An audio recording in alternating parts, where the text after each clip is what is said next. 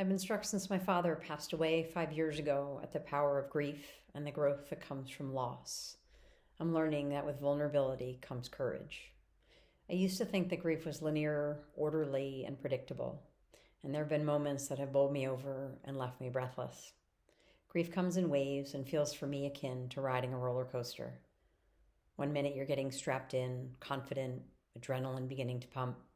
You climb up the track, nervous with anticipation. The car arrives at the top. A moment of pause, brief overwhelm. You begin to descend. Stomach turns upside down. A scream escapes. Exhilaration, freedom, arms up in the air. The car begins to slow at the bottom, eyes watering. Breathe again.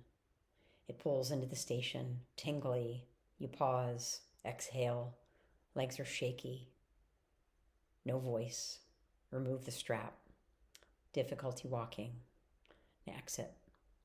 We're living in the midst of unspeakable loss. Alarming numbers of people are hungry, without homes and jobs.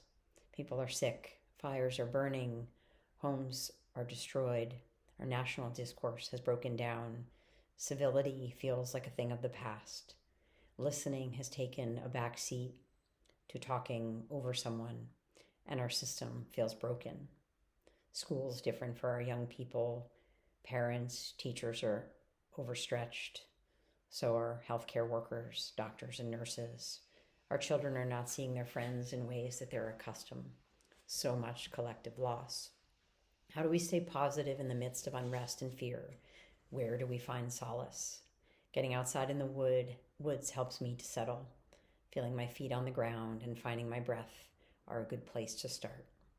It does not take many steps before I find a rhythm in my breath and in the cadence of my stride, and I begin to calm.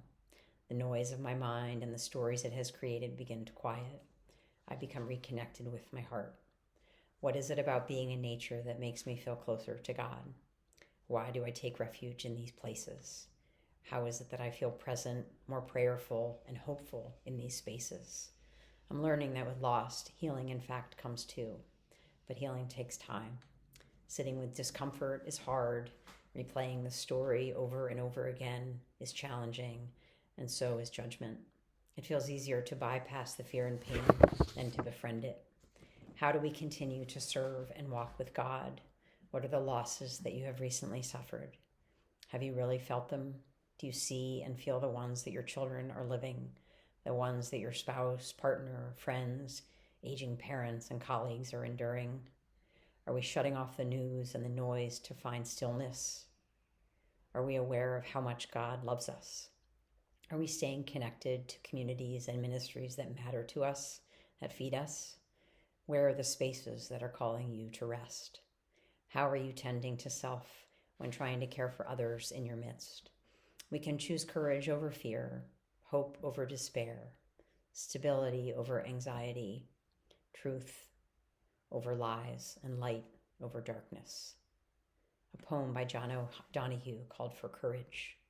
When the light around you lessens and your thoughts darken until your body feels fear turn, cold as a stone inside, when you find yourself bereft of any belief in yourself, and all you unknowingly leaned on has fallen, when one voice commands your whole heart, and it is raven dark, steady yourself and see that it is your own thinking that darkens your world. Search and you will find a diamond thought of light. Know that you are not alone and that this darkness has purpose. Gradually, it will school your eyes to find the one gift your life requires, hidden within this night corner. Invoke the learning of every suffering you have suffered. Close your eyes, gather all the kindling about your heart to create one spark. That is all you need to nourish the flame that will cleanse the dark of its weight of festered fear. A new confidence will come alive to urge you toward higher ground, where your imagination will learn to engage difficulty as its most rewarding threshold.